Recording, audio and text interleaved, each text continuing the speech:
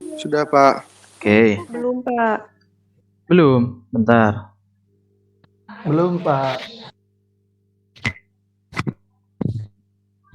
Belum, Pak. Sudah. Udah ya. Oke, gini aja. Kelihatan kan ya? Cukup jelas. Slideshow aja. Jelas, Pak. Oke, mata kuliah ini statistika pendidikan. Jadi nanti teman-teman akan belajar mengenai statistika pendidikan. Ini nanti dibagi jadi satu sistem kuliahnya bagaimana, 2 materi kuliahnya, 3 evaluasi, 4 software statistiknya. Yang pertama sistem kuliah, jadi nanti teman-teman akan menggunakan Google Class dan YouTube. Jadi teman-teman nanti akan saya berikan, setiap pertemuan ya, akan saya berikan link dari YouTube yang saya buat sendiri, materi pembelajarannya nanti akan saya masukkan di Google Class setiap pertemuan begitu.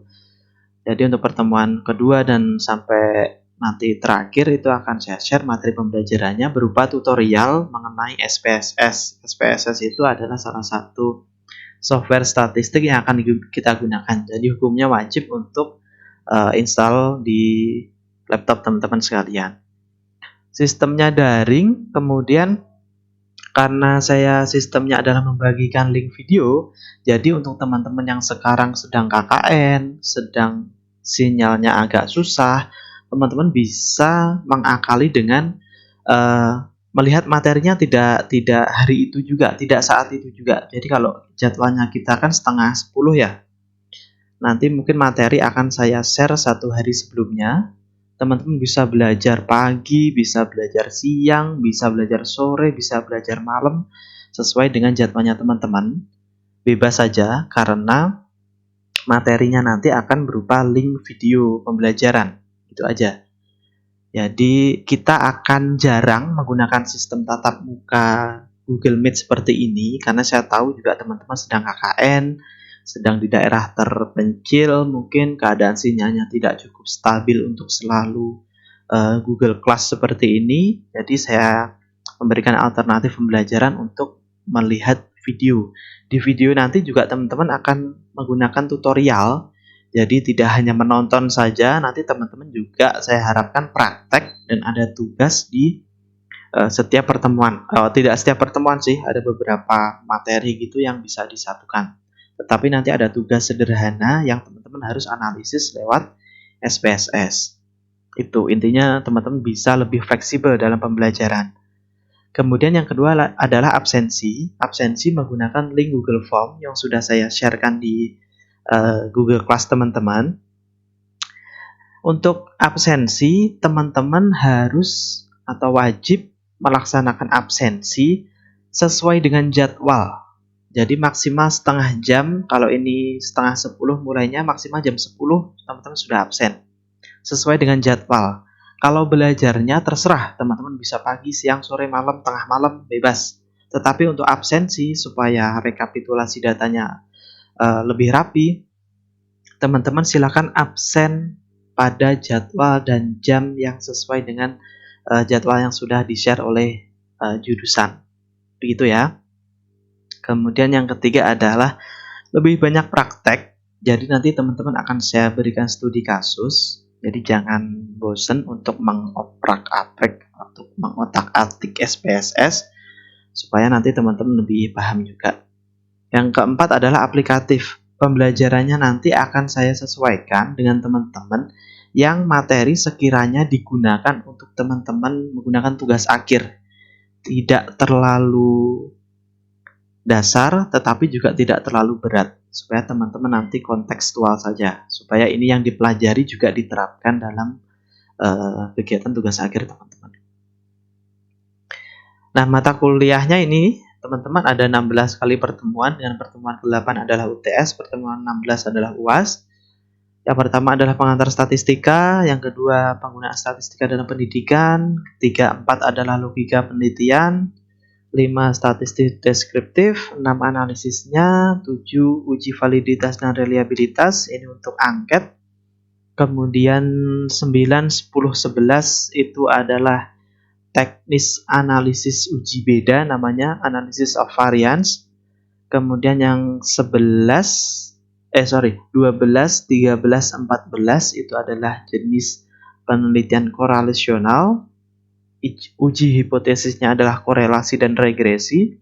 Untuk teman-teman pahami, di korelasi itu yang pertemuan 13 itu contoh judul skripsinya bisa hubungan antara X dengan Y, hubungan antara XY dengan Z. Nah, kalau hipotesis itu biasanya judulnya adalah pengaruh antara X terhadap Y atau XY terhadap Z dan sebagainya. Yang ke-15 adalah unjuk kerja. Ini nanti ada tugas yang bisa diberikan untuk teman-teman, dan yang terakhir ada UAS. Evaluasi nanti ada tugas, keaktifan di kelas, UTS dan UAS. Bobot penilaiannya UTS dan UAS lebih tinggi. Begitu. Karena memang ini sistemnya daring ya. Evaluasinya hanya bisa lebih intensif lewat UTS dan UAS. Meskipun tugas juga begitu. Tugas juga akan sangat besar nilainya. Softwarenya pakai SPSS. Instalasinya sudah saya siapkan di Google Class. Teman-teman silakan download. SPSS-nya ini versi yang terbaru, cukup baru. Ada versi 23. Jadi teman-teman yang punya SPSS versi sebelum-sebelumnya bisa pakai itu aja, atau kalau mau lebih update dan lebih upgrade ketangguhan softwarenya bisa pakai SPSS yang terbaru. Dan instalasinya silahkan mengikuti petunjuk yang ada di downloadannya itu, karena ini sebenarnya softwarenya kan pakai crack ya, jadi biar teman-teman bisa gunakan gratis gitu. Oke. Saya kira itu aja teman-teman, kita langsung tanya jawab lebih teknis saja supaya lebih mengakomodir keadaan teman-teman yang ada di lapangan. Oke, mungkin teman-teman silahkan kalau ada yang mau ditanyakan, langsung saja kita lebih banyak diskusi hari ini. Bisa untuk teman-teman ceritakan kesulitan dan keadaan teman-teman dalam mengikuti mata kuliah statistik. Yuk, silahkan. Ada yang tanya? Monggo, silahkan. Ini baru banyak banget yang baru masuk. Bapak mohon maaf, Endang mau masuk ke atas nama Selvia dikarenakan HP Endang lowbat. Boleh ya. Saya pikir mau tanya. Ayo. Yang lain ada yang bertanya? Teknis pembelajarannya? Adakah yang bertanya? Kalau enggak saya akhirin nih. Saya belum ke kampus ini ya. Bapak, Ya, boleh. izin bertanya, Pak. Ya, boleh. Agak feedback sih ya. Ya, gimana? Saya Putri Amelia, Pak. Sebelumnya izin bertanya. Oke. Putri ya. Ketika di semester sebelumnya, iya Pak. Ketika di semester sebelumnya kan kita juga sudah pernah menginstal aplikasi SPSS ya Pak, yang diampu oleh Bu Lesi. Nah, itu ketika saat menginstal di laptop Pak ada kendala gitu. Ketika penggunaannya bisa, tapi ketika finishing sudah pengen di save itu tuh nggak bisa. Itu tuh gimana ya Pak? Apakah kesalahannya itu ada di laptop saya ataukah kesalahannya itu memang dari aplikasi tersebut Pak? Nah, saya khawatir ketika saya nanti menginstal kembali SPSS yang sudah Bapak berikan, kasusnya akan sama lagi gitu Pak. Nah, itu juga akan menghambat saya dalam nanti mengerjakan tugas-tugas yang menggunakan SPSS Pak, seperti itu. Terima kasih Pak. Oke, terima kasih Putri. Pertanyaannya ditampung dulu aja ya. Nanti sekalian dijawab sama pertanyaan yang teman-teman ajukan yang lain. Oke, ada pertanyaan yang lain? Silahkan teman-teman. Adakah? Boleh mengenai teknis pembelajarannya, boleh teknis SPSS-nya. Izin bertanya. Ya. Kan ini untuk masalah pembelajaran sistemnya secara daring ya Pak. Oke, nah kalau betul. seandainya saat memang ada hal yang tidak dimengerti dan ingin langsung ketemu Bapak bisa nggak? Oke, tatap muka ya. Oke, ini Endang ya? Oke. Iya Pak. Oke, ditampung dulu ya pertanyaannya. Nanti sekalian dijawab sama pertanyaan teman-teman yang lain. Supaya sekalian begitu. Ada yang lain teman-teman? Teknis pembelajarannya, penilaiannya bagaimana? UASnya bagaimana? Atau tanya di luar itu juga nggak apa-apa. Udah, 2 aja. Belum ada inspirasi untuk bertanya.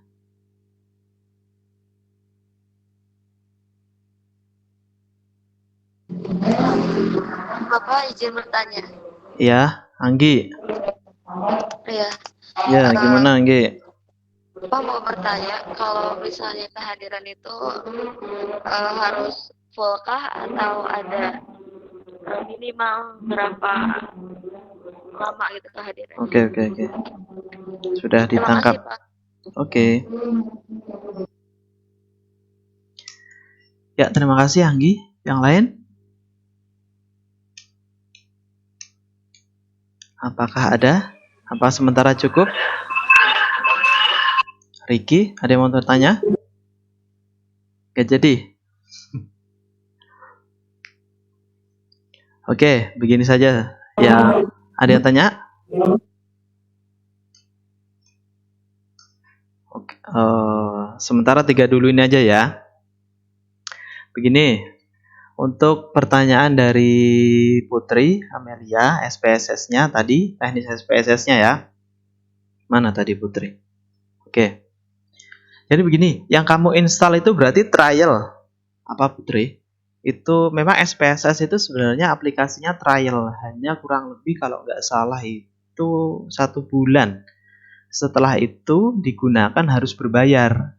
Makanya ketika pas digunakan tidak bisa. Biasanya bisa masukin data, terus analisisnya tidak keluar hasilnya karena itu berbayar. Biasanya begitu. Nah, saya sarankan itu dihapus saja dulu SPSS-nya, instalasinya. Dihapus saja, nanti silahkan download dari itu di Google Class saya yang versi yang terbaru dan diikuti petunjuknya ya. Jadi jangan langsung main install aja, dibaca dulu petunjuknya. Petunjuknya itu supaya nanti teman-teman pas SPS-nya digunakan itu bisa full versi. Bisa itu kan pakai crack ya. Kalau teman-teman biasa pakai software bajakan crack itu nanti bisa digunakan untuk full versi.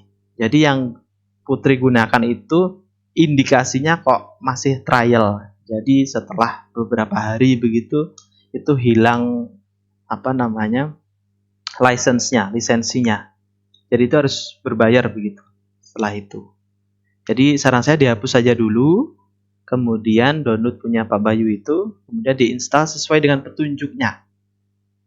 Harus bagaimana, tahapnya setelah ini bagaimana, begitu. Yang lain begitu ya. Begitu Putri, sudah bisa ditangkap jawaban saya? Baik Pak, terima kasih sudah bisa Pak. Oke, yang lain juga begitu ya. Kalau ada kendala instalasi, dihapus dulu saja sampai bersih. Jadi teman-teman cari aja teknis cara menghapus software itu bisa sampai bersih ke akar-akarnya. Takutnya biasa ada 1-2 folder yang ikut ke bawah begitu. Itu dibersihkan dulu, baru download dari tempatnya Pak Bayu itu, baru diinstal sesuai dengan petunjuk supaya nanti bisa full versi. Itu. Kemudian untuk yang pertanyaan kedua, untuk Endang tatap muka. Selama memungkinkan silahkan, saya setiap hari di kampus. Saya usahakan setiap hari di kampus karena saya baru calon pegawai. Jadi setiap hari masuk, tidak ada WFH. Tetapi paling enggak WA dulu lah. Nanti takutnya saya ada kegiatan yang lain. Kalau mau janjian pembelajaran secara tatap muka. Tapi jangan berkerumun ya. Berapa orang itu saja. Oke, sama-sama menjaga diri masing-masing supaya tetap sehat. Oke, begitu ya, Endang ya. Oke, yang lain juga begitu ya, sudah ditangkap pesannya ya. Kemudian untuk Iya Pak. Ya, iya Dila. Untuk Anggi minimal kehadiran Saya belum baca aturan dari Unsil, tetapi biasanya itu range-nya antara 75 sampai 85% kehadiran. Tetapi untuk teknisnya saya belum baca peraturan di Unsil seperti apa. Tetapi paling nggak begini teman-teman. Yang saya hitung kehadiran itu kan dari absen ya. Jadi paling nggak teman-teman meluangkan 5 menit begitu sajalah untuk absen. Untuk pembelajarannya kan teman-teman bisa akses, bisa pagi, bisa siang, bisa sore, bisa malam, terserah teman-teman. Tetapi pesennya begini, kalau bisa ketika di-share materi pembelajarannya, hari itu juga dilihat. Jadi ketika saya share hari Rabu misalkan, ya paling nggak hari Rabu sudah harus dilihat meskipun sampai tengah malam atau siang. Takutnya saya menyisipkan tugas gitu. Jadi supaya teman-teman di pertemuan selanjutnya tidak terlalu tergesa-gesa atau tidak terlalu mepet untuk mengumpulkan tugas. Ya, boleh dilihat pagi. Biasanya saya share-nya H-1. Satu hari sebelum pembelajaran dimulai sudah saya share sih untuk materi pembelajarannya. Nanti bisa teman-teman lihat pagi, siang, sore, malam, tengah malam. Terserah teman-teman selonggarnya kapan. Tetapi untuk absen harus sesuai jadwal. Kalau jadwalnya setengah 10 ya absennya setengah 10. Antara setengah 10 sampai jam 10. Kan tidak terlalu repot ya meluangkan 5 sampai 10 menit untuk absen. Kan cuma tanggal, nama, udah gitu aja, langsung submit. Paling masukin email. Udah, itu aja sih. Untuk absensi tidak terlalu ribet kok. Ya saya memahami posisi teman-teman sekarang sedang KKN, sedang di daerah yang agak susah sinyal, kegiatannya banyak, bikin program ya. Tapi paling nggak jangan mengabaikan mata kuliah ini, karena ini mata kuliah sentral lah untuk metode penelitian. Jadi kalau bisa, nanti teman-teman saya harapkan dari mata kuliah ini teman-teman lebih berani untuk menggunakan analisis statistik, menggunakan pendekatan kuantitatif dalam pembelajaran. Supaya apa? Supaya nanti, soalnya saya beberapa kali ikut ujian proposalnya teman-teman kakak tingkatnya teman-teman sekalian ini, kurang lebih 3 atau 4 angkatan itu yang menggunakan pendekatan kuantitatif baru 1 orang. Itu pun belum terlalu pas begitu ya logika penelitiannya. Jadi saya harapkan nanti teman-teman bisa lebih jangan takut gitulah untuk menggunakan statistik. Kan biasanya alasannya klasik, saya nggak bisa matematika Pak, saya nggak bisa hitung-hitungan. Sebenarnya untuk statistik itu ya, atau pendekatan kuantitatif itu sebenarnya lebih sederhana daripada penelitian kualitatif yang wawancara dan lain sebagainya itu. Di sini yang sinyalnya agak stabil siapa ya? Bisa saya ajak ngobrol untuk memberikan gambaran teman-teman bagaimana perbedaan antara kualitatif dan kuantitatif nanti secara pendekatan. Siapa yang mau ngobrol deh? Atau yang sinyalnya agak stabil, bisa di-on-kan mic-nya, salah satu aja. Atau saya tunjuk aja yang nggak lagi jalan sih. Supaya nggak terganggu juga, nanti takutnya ada yang gimana. Saskia atau kayaknya Saskia Suhendari, kayaknya lagi chill aja itu. Kayaknya lagi asik aja, nggak terlalu berkegiatan gitu. Ada Pak, cuman lagi santai aja. Ya kan, lagi santai aja ya. Saskia ini berdua. Iya, berdua sama Rosi Pak. Oh ya, nggak apa-apa deh. Begini Saskia, saya ingin simulasi perbedaan antara penelitian dengan pendekatan kualitatif dengan pendekatan kuantitatif. Ya. Ini untuk kita simulasikan pendekatan kualitatif dulu ya. Anggap saja wawancara begitu. Saya pengen tanya dong Saskia, tempat paling Saskia aslinya dari mana? Asalnya dari mana? Tasik Pak. Dari? Tasik, Awipari, Ciberem. Oh, dari Tasik asli ya. Saskia, tempat yang paling bagus di Tasik namanya apa? Boleh mall, boleh pegunungan, pantai yang di dekat rumah Saskia atau dekat kampus. Tempat yang paling bagus di Tasikmalaya menurut Saskia apa? Paling sering dikunjungi mall itu apa ya paling Pak? Asia Plaza. Nah, saya belum pernah ke situ tuh. Paling besok mau jalan-jalan.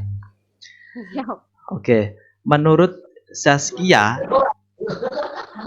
jarak rumah Zaskia ke Asia Plaza itu jauh apa enggak? Lumayan. Bapak Lumayan. maaf ya, berisik di sini. Kenapa? Maaf berisik di sini. Oh iya ya, nggak apa-apa. Ini buat teman-teman yang lain ini simulasi ya. Jadi ini untuk penelitian kualitatif. Aduh, Bapak bentar. Boleh ya geser dulu atau temennya suruh. Bapak mohon Kenapa? maaf berisik. Oh ya ya ya. Tapi yang lain masih kedengeran ya? Atau mungkin yang Kedengaran Pak? aman ya? Oke, kita lanjut ya Zaskia. Kita Iya, Pak. lanjutkan wawancaranya. Menurut Zaskia, jarak antara Asia Plaza dengan rumahnya Zaskia itu jauh apa enggak? Lumayan Pak, lumayan dekat. Lumayan deket itu bikin capek nggak? Enggak sih kalau buat main. Enggak ya. Nah, dalam penelitian kualitatif, jarak rumah Zaskia dengan Asia Plaza itu secara hasil wawancara begini, mungkin menurut Zaskia akan dekat. Ya, tapi Iya. bisa saja menurut saya bisa jauh. Jarak rumah Zaskia dengan Asia Plaza menurut Zaskia itu bisa dekat, tapi menurut saya bisa jauh. Nah, itulah kekurangan dari penelitian kualitatif. Jadi, ketika teman-teman tidak punya bukti yang sangat relevan atau bukti yang benar-benar kuat, kesimpulannya itu bisa jadi beda. Kesimpulannya bisa jadi dua sudut pandang. Jadi istilahnya kesimpulan penelitian dari teman-teman itu bisa digoyang. Bisa saja tidak lulus, bisa saja penelitiannya gagal. Karena kesimpulannya menurut Zaskia, jarak rumah Zaskia dengan Asia Plaza dekat. Tapi menurut saya sebagai dosen penguji, itu bisa saja jauh. Boleh kan kayak begitu? Karena secara kualitatif, itu hasil dari wawancara. Jadi kesimpulannya bisa digoyang, teman-teman. Kesimpulannya tidak bisa paten. Tapi sekarang saya tanya begini. Ini untuk simulasi kuantitatif. Zaskia rumahnya dengan Asia Plaza jaraknya berapa kilo? Berapa kilometer? Berapa ya? Kira-kira aja ya, anggap aja berapa kilo gitu. Kira-kira 20 kiloan kali ya, Pak. 20 kilo? 20 kilo kok? ada nggak sih? 20 kilo deket. Gimana ceritanya 20 kilo deket tadi? Ya anggap saja 20 kilo ya. Nah, anggap saja 20 kilo. Iya, Pak. Secara hasil data dari Google Maps. Nah, kita ambil data yang sangat valid misalkan. Google Maps. Jarak rumah Zaskia dengan Asia Plaza adalah 20 kilo. Zaskia kesimpulannya adalah 20 kilo. Saya sebagai dosen penguji adalah 20 kilo. Tidak mungkin. Basis datanya apa? Google Maps misalkan. Basis datanya itu. Zaskia 20 kilo, saya 20 kilo. Perasaan jauh atau dekat itu hanya bisa dinilai dari kualitatif. Tidak bisa dinilai secara kuantitatif. Jadi kalau kesimpulan Zaskia jarak rumahnya dengan Asia Plaza 20 kilo, saya 20 kilo, kesimpulannya itu tidak bisa digoyang. Kesimpulannya paten. Jadi ketika saya mengatakan hasil 2 tambah 2 itu sama dengan 4, baik itu dihitung di Tasik, di Surabaya, di Bandung, di Malang, di Australia, semuanya akan jawabannya sama, 4. Hanya yang tidak cukup pikirannya saja yang bilang itu 3 atau 2. Ya kan? Jadi kesimpulannya tidak bisa digoyang. Dimanapun diukur, dimanapun dihitung, jawabannya akan sama. Nah, itu kelebihan dari pendekatan kuantitatif dengan ilmu statistika tentunya. Begitu. Jadi gambaran buat teman-teman, saya ingin men-challenge teman-teman ini supaya berani nanti di semester depan itu teman-teman menggunakan analisis statistik atau pendekatan kuantitatif untuk penelitiannya. Jadi itu nanti teman-teman akan tahu bahwa kesimpulannya itu akan lebih valid begitu. Untuk informasi yang misalkan Zaskia tadi sampaikan itu kan masih bisa debatable, masih bisa didebat. Jauh atau enggak? Jauh. Ternyata 20 kilo. Ternyata 20 kilo mungkin sebagian orang dekat, tapi sebagian orang juga bilang itu jauh. Kalau jalan kan ya jauh, capek juga kan 20 kilo. Gitu. Jadi debatable, kesimpulannya bisa terdebat. Gitu. Jadi bisa teman-teman bayangkan perbedaan antara pendekatan kualitatif dengan pendekatan kuantitatif. Makanya dalam penelitian kualitatif itu sebenarnya hanya digunakan untuk para ahli yang memiliki pengetahuan dan kemampuan penelitian yang sudah sangat expert atau sudah sangat ahli. Yang disarankan untuk penelitian pemula, peneliti muda, skripsi, dan lain sebagainya, itu biasanya disarankan untuk penelitian kuantitatif. Sebenarnya begitu aturannya, sebenarnya. Tapi prakteknya teman-teman kan enggak, karena takut dengan hitungan, takut dengan matematikanya, kemudian seakan menjauhi kuantitatif, ambil jalan alternatif aja, bikin penelitian kualitatif. Tapi itu sebenarnya sangat beresiko, begitu teman-teman. Jadi ini saya memberikan pandangan aja buat teman-teman supaya lebih berani nanti ketika skripsi menggunakan pendekatan kuantitatif. Dan enaknya kalau statistik atau kuantitatif yaitu tadi sepanjang latar belakangnya betul, instrumennya sudah valid dan reliable, kemudian dijalankan secara metodologi ilmiah, itu dipastikan akan hasilnya akan valid. Begitu sih teman-teman. Oke, sudah mulai terbayangkan. Jadi semoga nanti di semester depan di pas ngambil skripsi atau persiapan untuk membuat skripsi, teman-teman akan lebih nyaman menggunakan penelitian kuantitatif. Dan pada pembelajaran statistika ini nanti akan saya ajarkan hanya beberapa metode analisis yang sekiranya digunakan. Saya tidak akan mengajarkan materi statistik yang terlalu tinggi, yang makroekonomi dan lain sebagainya, yang tidak terlalu fungsional untuk teman-teman gunakan dalam statistika pendidikan. Jadi yang akan saya berikan materinya yang berkaitan dengan standar teman-teman mengerjakan skripsi. Jadi penelitian dasar saja. Itu. Jadi tidak terlalu, istilahnya kalau orang Jawa itu jelimet begitu, atau ruwet begitu. Enggak terlalu. Sepanjang teman-teman mempelajari tutorial dan lain sebagainya secara maksimal.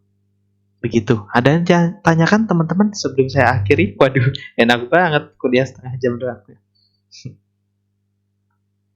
Ada yang bertanya? Sudah pada live ya? Ada yang bertanya? Pak, izin bertanya, Pak. Ya, Putri, silahkan. Bapak izin bertanya untuk penilaian, Pak. Nah, apabila ada tugas gitu ya, Pak. Terus itu tugasnya akan di-share di Google Classroom ya, Pak? Ya, betul. Terus kemudian bagaimana, Pak, jika misalnya dari kami ada yang adanya keterlambatan dalam mengirimkan tugas? Itu konsekuensinya bagaimana ya, Pak? Apakah ada pengurangan dalam penilaian atau bagaimana, Pak? Oke, itu aja ya. Oke, jadi begini. Prinsipnya yang akan saya nilai secara kuantitatif adalah tepat dan tidak tepatnya hasil pekerjaan teman-teman. Ya, benar atau tidaknya hasil pekerjaan teman-teman. Prinsipnya itu dulu yang dimulai. Aduh, baru ada yang join lagi. Udah mau diakhiri. Nah, prinsipnya begini teman-teman, yang akan saya nilai dari tugasnya adalah benar atau tepat atau tidaknya pengerjaan tugas teman-teman. Tetapi jika ada keterlambatan dan lain sebagainya, diusahakan tidak, teman-teman. Diusahakan tidak terlambat, tetapi kalaupun ada terlambat, tentu nilainya akan berbeda. Jika sama-sama benar ya, jika sama-sama benar, tentu nilainya akan berbeda dengan yang mengumpulkan tepat waktu. Prinsipnya seperti itu. Teknisnya nanti bisa kita bicarakan secara personal. Keterlambatannya kenapa dan lain sebagainya. Prinsipnya seperti itu. Yang saya nilai adalah benar atau tidaknya, tepat atau tidaknya. Kemudian baru alasan yang selanjutnya. Telatnya kenapa dan lain sebagainya itu. Tapi yang jelas, yang tepat waktu dan benar daripada yang benar tapi terlambat, tentu nilainya akan berbeda. Begitu ya. Ini azas adil, bukan sama rata. Gitu. Kalau sama rata saya ratakan aja nilainya. Tapi kalau berbasis keadilan, tentu saya sangat tidak menghormati untuk teman-teman yang sudah mengerjakan dan benar di tepat waktu, tapi nilainya sama dengan teman-teman yang terlambat tapi tetap benar. Itu ya, kalau nilainya sama aja ya berarti saya tidak menghormati teman-teman yang menghargai waktu tadi. Begitu ya, Pak Putri ya. Enggak, tugasnya teman-teman jangan takut duluan. Tugasnya sederhana saja. Yang sekiranya teman-teman, yang penting kalau teman-teman lihat tutorial pembelajarannya, saya yakin mesti bisa menggunakan SPSS dan analisisnya. Oke, begitu? Ada lagi, teman-teman? Yuk. Kalau mute harus pakai masker nggak, Kak? Kenapa? Agak kurang jelas tadi, kenapa? Maskernya kenapa?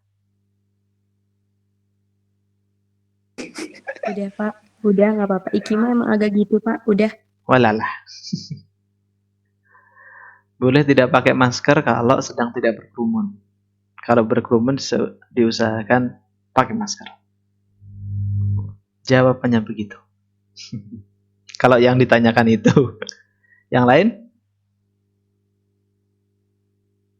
Ada lagi? Sudah cukup mungkin Pak. Cukup ya? Oke. Udah cukup? Seriusan? Oke, jadi nanti mulai serius ya.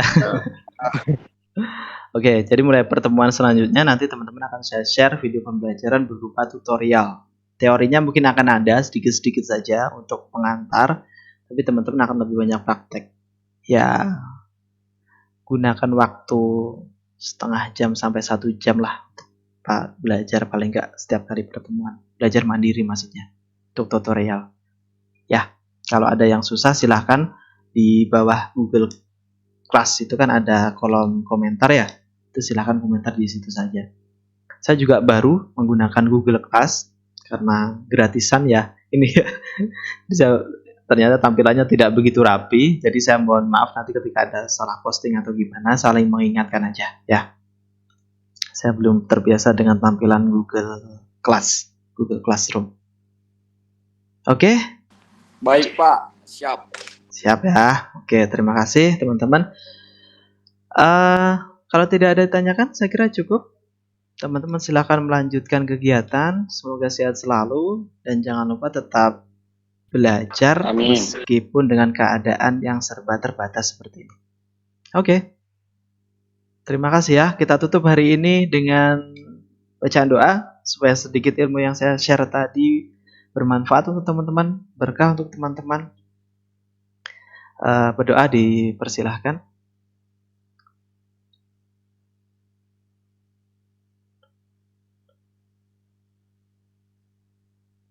Doa selesai. Terima kasih. Wassalamualaikum warahmatullahi wabarakatuh. Oke.